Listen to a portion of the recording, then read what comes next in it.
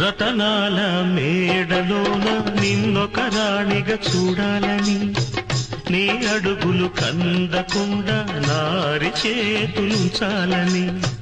రతనాల మేడలోన నిన్నొక రాణిగా చూడాలని, నీ అడుగులు కందకుండా నారి చేతులుంచాలని. ఎంతగా అనుకున్నాను